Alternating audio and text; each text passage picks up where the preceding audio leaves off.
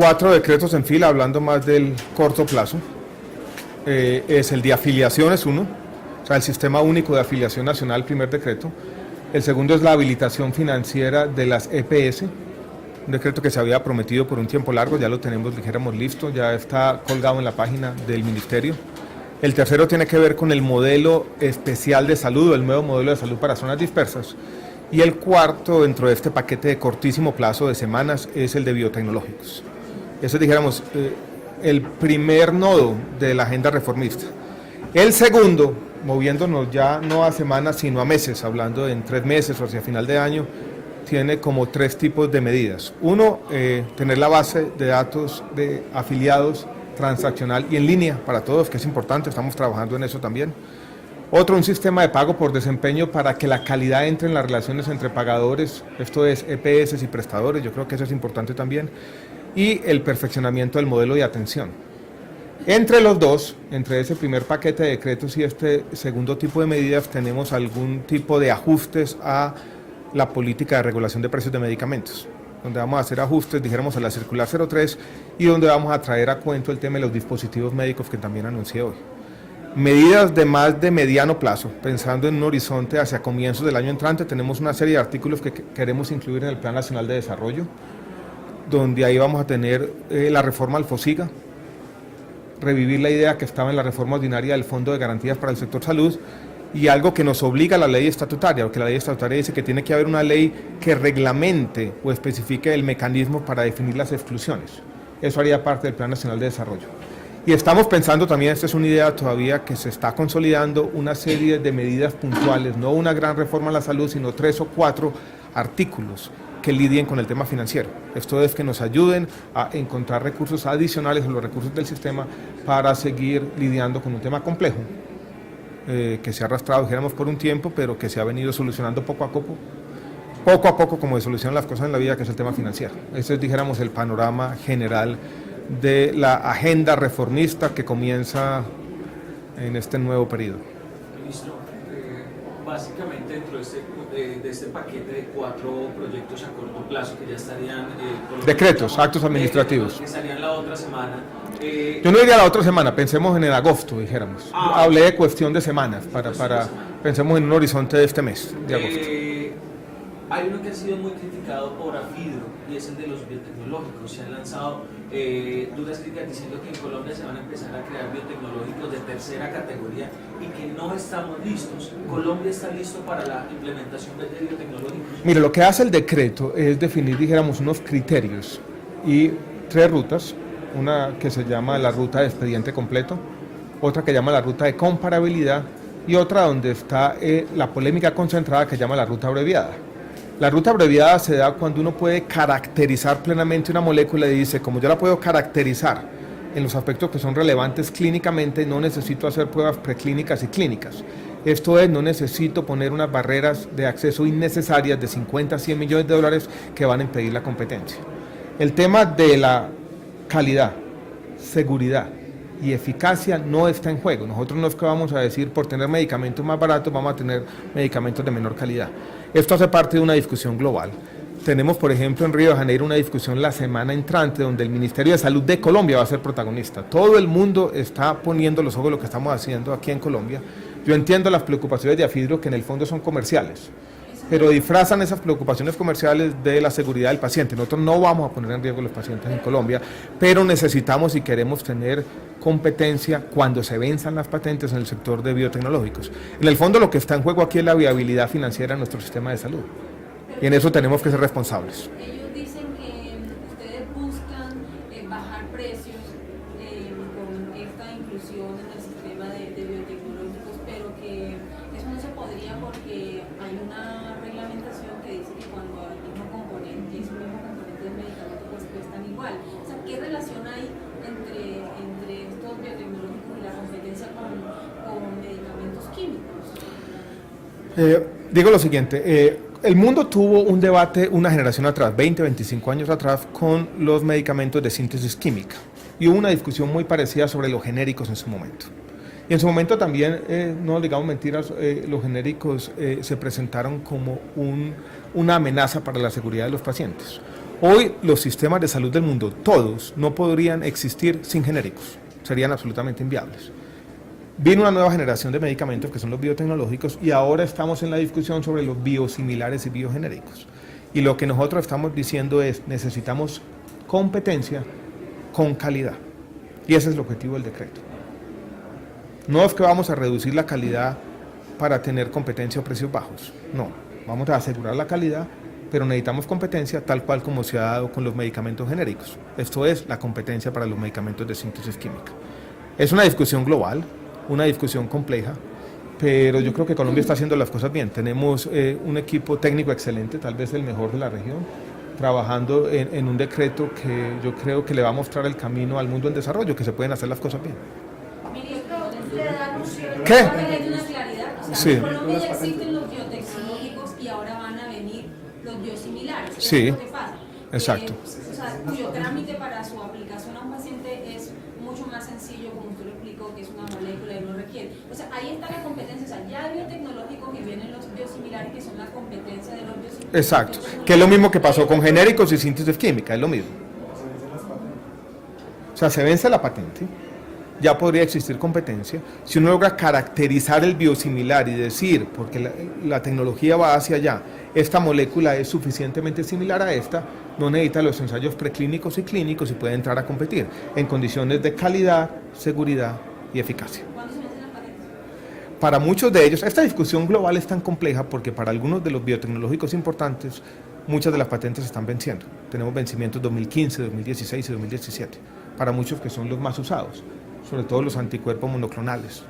Muchas de estas drogas para la artritis reumatoidea, para la esclerosis múltiple y para el cáncer, van a haber vencimiento de patentes en los próximos años. Pero en general, uno para que la gente entienda, esto va a ser bueno porque viene competencia, viene... Exactamente.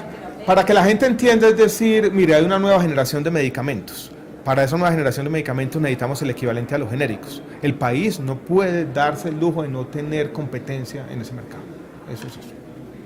Ministro, usted hablaba del control, de topes a los recobros de los dispositivos médicos y habló de 6 clases de dispositivos. ¿Qué tipo de dispositivos y cuál sería la metodología para aplicar a esa referenciación?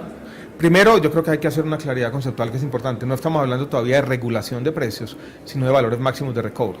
Son dispositivos médicos que no hacen parte del POS, que están por fuera del plan de beneficios, que son recobrados al FOSIGA y que son recobrados a cualquier precio. Y en esos que son recobrados nosotros encontramos una gran dispersión de precios. O sea, el mismo dispositivo siendo recobrado a un precio que puede ser 3 o 4 veces mayor que el precio más bajo. Ahí es donde queremos poner para un grupo de dispositivos, donde están, dijéramos, lo que más nos preocupa son el material de osteosíntesis y algunos dispositivos de cardiología, pero todavía no hemos tomado la decisión. Simplemente fue un anuncio para empezar a motivar a los agentes y llamarlos a la disciplina también, porque yo no quiero generalizar, y yo creo que aquí uno de los problemas del sector son las generalizaciones. Pero en ese sector de dispositivos hemos tenido algunos abusos como se presentaron en el pasado con el tema de medicamentos. Ministro, ¿el pago por desempeño cómo va a ser? Pago por desempeño, lo que pensamos hacer, y esto es todavía una política pública en construcción, estamos hablando de un horizonte hacia final de año. Es decir, ustedes saben que las EPS tienen una bolsa para pagar el tema administrativo, 10%. Y es decir, de esa partecita yo me llevo por acá, de cada EPS, le quito una partecita y lo pongo en una bolsa común. Y esa bolsa común se la distribuyo, le entrego más recursos a las EPS que tienen buenos indicadores de calidad. Eso va a hacer que las EPS contraten con los mejores hospitales, entonces va a incentivar la contratación por calidad en toda la cadena. Tenemos una medición que se va a hacer desde el Ministerio, utilizando sobre todo las facultades de salud pública. Es una política pública en construcción, yo creo que por ahí en 1 mes, 2 meses la podemos presentar. Incentivos y Incentivos y desincentivos, premios y castigos, que es lo que está detrás de cada buena política pública, ¿no? Ministro, volviendo al tema de los 4 decretos que están por salir, hay algo muy bueno y es el tema de la afiliación única, es decir, que la persona solo se va a tener que afiliar una vez en la vida. ¿Podemos explicar eso en el lenguaje del pueblo, o sea, que el oyente lo entienda? En el lenguaje del pueblo quiere decir, yo creo que el lenguaje para la gente, dijéramos... la mejor forma de explicarlo, dijéramos, son casos particulares. La persona que perdía el empleo y perdía la protección en salud, eso ya no va a pasar. Usted estaba afiliado al régimen contributivo, lo echaban de su trabajo, se pasaba 6 meses buscando un nuevo trabajo, va a seguir afiliado, va a seguir teniendo la protección en ese lapso. O la persona que de pronto perdía su empleo, tenía una afiliación al régimen subsidiado y la perdía. No podía hacer el tránsito rápido a la afiliación. Todo eso, dijéramos, se va a mejorar, que es consolidar lo que estábamos haciendo en movilidad. Vamos también, esto ya lo había anunciado hace un tiempo, a ampliar la definición de grupo familiar para incorporar buena parte de la jurisprudencia de la Corte Constitucional. Hoy en día, por ejemplo, tenemos muchas tutelas hay un niño que vive con sus abuelos porque no tiene sus padres. No podía ser beneficiario de los abuelos en el régimen contributivo, hoy va a poder hacerlo. Vamos a derogar un montón de normas viejas de afiliación y vamos a tener, dijéramos, un nuevo estatuto de afiliación más expedito, más claro, más transparente y más sencillo, coherente o en el espíritu con la ley estatutaria de salud. Ministro, usted mencionó Da. para decir algo, ¿Qué? no lo deje terminar. No, tranquila, ya, sí, tranquila. Pero yo tomo agüita. Mencionó en su intervención que una fórmula para solucionar un poco las deudas que tienen las EPS liquidadas va a ser entregarles créditos blancos. ¿Les podría explicar un poco más cómo está Sí. esta propuesta? Un poco les planteo la problemática. Hay EPS que se liquidaron, Humana Vivir, Sol Salud, Salud Cóndor, Selva Salud. Esas EPS, que eran entidades privadas, le quedan debiendo un montón de plata a hospitales y clínicas privadas. La petición que nos hacen muchas veces es decir, ¿qué va a pasar? Yo, hospital y clínica privado, presté el servicio de esta EPS, la liquida el Estado, muchas veces estaba intervenida por el Estado. ¿Quién nos va a pagar eso que nos deja de pagar o que nos dejó de pagar de manera definitiva la EPS liquidada? Esas deudas de EPS liquidadas con hospitales y clínicas públicos y privados equivalen a 800.000, 1 billón de pesos aproximadamente. Entonces tenemos aquí un reto grande de política pública. Muchos han dicho, ¿por qué el Estado no paga? El Estado no puede cubrir esas deudas porque incluso existe una prohibición constitucional de hacer una transferencia de recursos públicos hacia un privado, con cualquier razón. Entonces, una forma alternativa que estamos planteando, y esto es todavía una discusión que está comenzando con el Ministerio de Hacienda, es que se le diga a un privado, usted a esta EPS le quedó debiendo 20.000 millones de pesos. Usted va a castigar, va a sacar de su balance esa cuenta por cobrar. Y yo, en contraprestación, en un proceso de saneamiento financiero y de recuperación financiera, le voy a hacer un crédito por decir 15.000, 10.000 millones, con un periodo de gracia de 2 o 3 años y con un plazo de 10, 15, 20 años para pagarlo. Eso lo podría hacer Findetero o alguna entidad del Estado. Esa es un poco la forma como se han resuelto muchas de las crisis financieras, no solo en Colombia. Si ustedes miran lo que pasó con la crisis bancaria en Estados Unidos, se resolvió con instrumentos muy parecidos. O sea, facilidades de crédito para las instituciones perjudicadas por la crisis. Ministro, el presidente de la asociación dijo que ellos van a insistir en que la reforma de la salud no sea por decreto ni por las instituciones que usted menciona del plan de desarrollo, sino por una reforma ordinaria, como una ley. Y nosotros vamos a insistir en que sea por decreto.